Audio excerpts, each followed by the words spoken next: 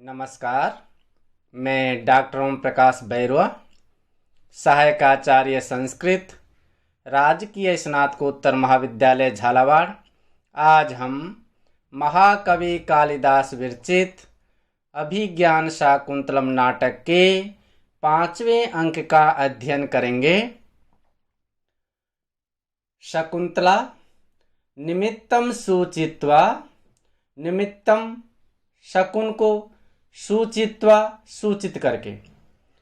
शकुंतला अपने शकुन को सूचित करते हुए कहती है, अहो ओहे किम मे वामे तरम नयनम विस्फुरति। किम क्यों, मे मेरा, वाम इतर, वाम यानी बाएं से और इतर यानी भिन्न अर्थात दाहिना या दायां, नयनम नेत्र, विस्फुरति फड़क रहा है। ओह क्यों मेरा दाहिना नेत्र फड़क रहा है। प्राचीन काल में यदि किसी नायिका या स्त्री का दाहिना नेत्र फड़कता था तो वह अनहोनी का सूचक माना जाता था या अमंगल का सूचक होता था। इसलिए यहाँ पर शकुंतला अपना जो दाहिना नेत्र फड़क रहा है उसको सूचित करके कहती है कि मेरा दाहिना नेत्र क्यों फड़क रहा है, कोई अमंगल तो नहीं होने वाला है। गौतमी, जो उसके साथ गौतमी आई थी, वो कहती है, जाते हे पुत्री प्रतिहत तम अमंगलम। प्रतिहतम विनष्ट हो, अमंगलम अमंगल, अमंगल विनिष्ट हो या अमंगल का नाश हो या मंगल हो। सुखानी ते भर्तकुल देवता वितरंतु हो। ते भर्तकुल देवता, ते यानी तुम्हारे, भर्त कुल पति गृह के जो देवता हैं वे सुखानी वितरंतु हो। सुखान यानी सुख को, वितरंतु यानी प्रदान करें। जो तुम अमंगल की आशंका कर रही हो उस अमंगल का नाश हो और तुम्हारे जो पति ग्रह के जो कुल देवता हैं वे तुम्हारे लिए सुख प्रदान करें। इति परिक्रामति, इति इस प्रकार से कह करके परिक्रामति घूमती है। पुरोहित राजानम निर्दिश्य है, राजा का जो पुरोहित है वह राजा दुष्यंत को की ओर संकेत करके कहता है, भो भो तपस्विन है, हे तपस्वियों, असावत्र भवान वर्णाश्रमाणाम रक्षिता प्रागे मुक्तासनो वै प्रतिपालयति। असौ यह, अत्र यहाँ पर उपस्थित भवान, जो यहाँ पर जो उपस्थित जो राजा हैं या महाराज है वे है वर्ण आश्रमाणाम, वर्णों तथा आश्रमाणाम आश्रमों के रक्षिता, जो रक्षक हैं ऐसे। प्राग एव मुक्तासन है वे प्रतिपालयति। प्राग एव पहले ही,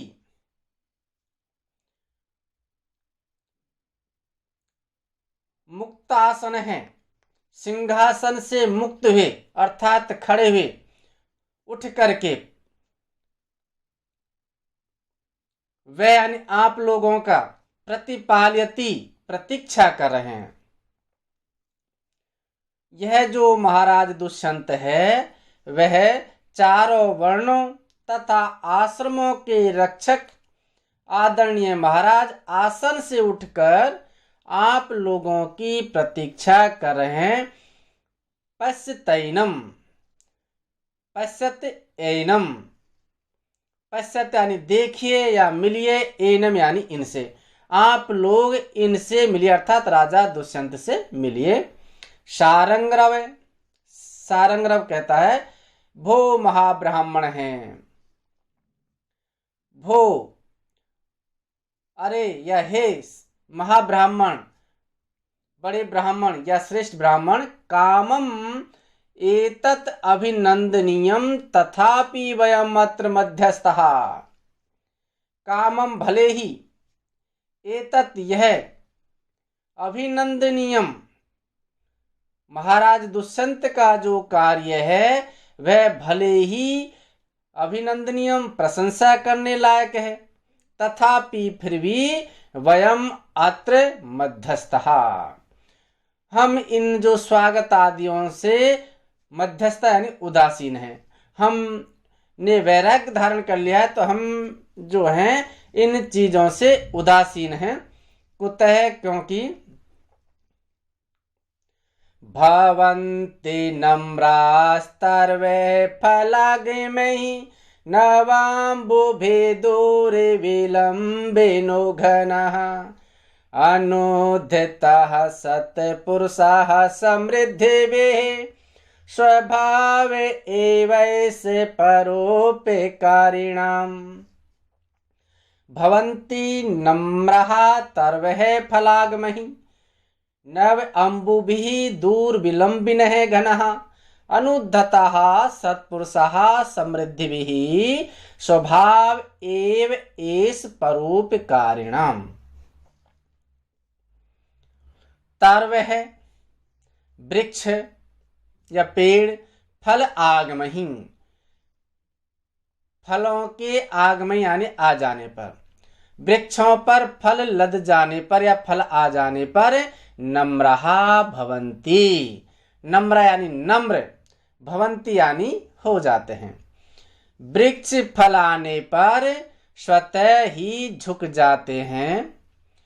घनाः नवाम्बुभिः दूर विलम्बिनः भवन्ति, घनाः जो बादल हैं वे नव अम्बुभि नए जल से परिपूर्ण होने पर दूर विलंबिन हैं, बहुत नीचे तक झुक जाते हैं। बादल नवीन जल से पूर्ण होने पर अत्यधिक नीचे लटक जाते हैं या भूमि की तरफ आ जाते हैं। सत्पुरुषः जो सज्जन जो लोग हैं या सज्जन जो व्यक्ति हैं वे समृद्धि, समृद्धि प्राप्त होने पर या समृद्धि प्राप्त करके अनुद्धता भवन्ति, अनुद्धता यानी विनम्र, भवन्ति यानी बन जाते हैं या हो जाते हैं। सज्जन जो पुरुष होते हैं वे समृद्धि प्राप्त करके विनम्र बन जाते हैं। एष है परोपकारिणाम स्वभाव एव है, एष है यह, परोपकारिणाम है परोपकारियों का स्वभाव एव है, स्वभाव ही होता है। परोपकारियों का यह स्वभाव ही होता है। जो परोपकारी लोग होते हैं वे स्वभाव से ही विनम्र प्रधान होते हैं। वे किसी प्रकार के दिखावे के लिए अथवा किसी प्रकार दबाव में आकर विनम्र नहीं होते हैं। उनमें विनयशीलता का गुण स्वभाव से ही होता है। उदाहरण के लिए सज्जन व्यक्ति वैभव संपन्न होने पर भी विनीत बने रहते हैं। बादल जब नए जल से पूर्ण होते हैं तब वे स्वतः ही नीचे पृथ्वी पर लटक आते हैं। इसी प्रकार फलों के आने पर वृक्ष भी स्वतः ही झुक जाते हैं।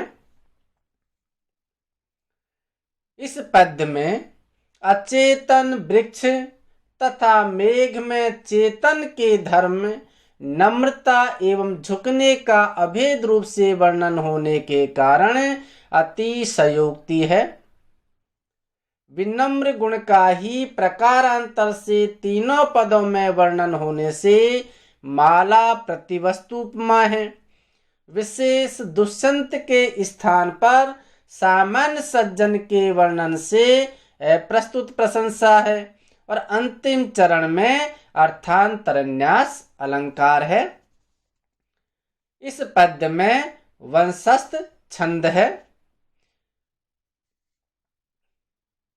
परोपकारिणाम, परेषाम उपकार है, परोपकार है, सो अस्तेषाम इति परोपकारिण है, तेषाम प्रतिहारी। प्रतिहारी कहता है देव प्रसन्न मुख वर्णा दृश्यन्ते। पहले तो राजा को शंका हो रही थी कि ये जो तपस्वी जो लोग हैं, महर्षि कण्व के जो शिष्य हैं, वो मेरे राज द्वार पर या राजमहल में किस लिए उपस्थित हुए हैं।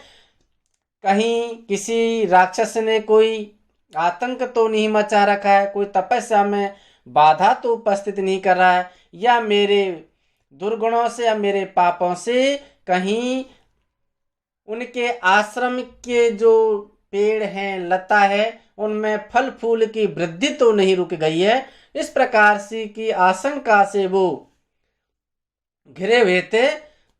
लेकिन जो आशंका, जो कोई व्यक्ति विपत्ति में यदि आता तो उसका चेहरा उतरा हुआ होता है, और यहाँ पर जो ऋषि आए हैं उनका चेहरा प्रसन्न है। उनके चेहरे को देख करके प्रतिहारी कहता है देव, हे महाराज, प्रसन्न मुख वर्णा दृश्यन्ते है।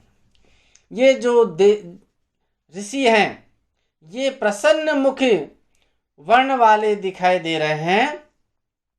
जानामि विश्रब्द कार्य ऋषि है, मैं मानता हूं या जानता हूं कि विश्रब्द कार्य, विश्रब्द यानी अच्छे, कार्य यानी कार्य के लिए ऋषि है। ये जो ऋषि हैं वो यहाँ पर उपस्थित हुए हैं, किसी विपत्ति के कारण यहाँ उपस्थित नहीं हुए, बल्कि इनका चेहरे को, प्रसन्न चेहरे को देखकर ऐसा प्रतीत होता है कि ये किसी अच्छे कार्य के लिए हमारे पास आए हैं।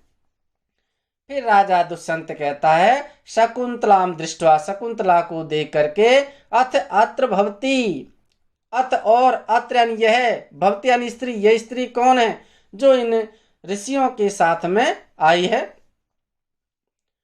कास्विद अवगुंठनवती नाति परिस्फुट शरीर लावण्या मध्य तपोधनानाम किसलयमेव पांडुपत्राणाम। कास्वित अवगुंठनवती ने अति परिस्फुट शरीर लावण्या मध्य तपोधनानाम किसलयम इव पांडुपत्राणाम। पांडुपत्राणाम, पांडु पीले, पत्राणाम पत्तों के, मध्य यानी बीच में, पीले पत्तों के बीच में, किसलयम इव, किसलयम नवीन, कौपल के, इव यानी समान, तपोधनानाम जो तपस्वी जो लोग हैं, उन तपस्वियों के मध्य यानी बीच में अवगुंठनवती, अवगुंठनवती घूंघट वाली, ने अति परिस्फुट शरीर लावण्या, न यानी नहीं, अति यानी अत्यधिक, परिस्फुटित यानी प्रकट हो रहा है शरीर, शरीर का, लावण्यम, लावण्य यानी सौंदर्य, जिसके शरीर का सौंदर्य बहुत अधिक प्रकट नहीं हो रहा है। का स्वित, का यानी कौन है, स्वित यानी ऐसी, ऐसी ये स्त्री कौन है।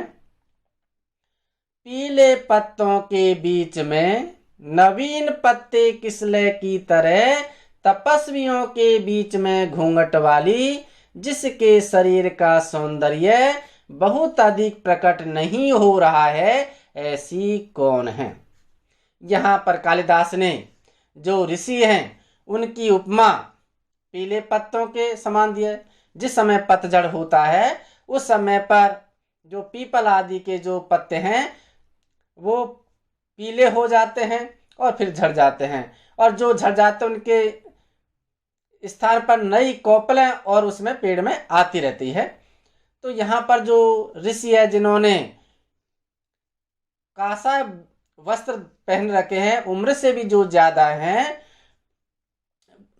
वे पीले पत्तों के समान हैं, और उनके साथ जो शकुंतला आई हुई है वह है नवीन कौपल के समान, यहाँ पर बतलाई गई है।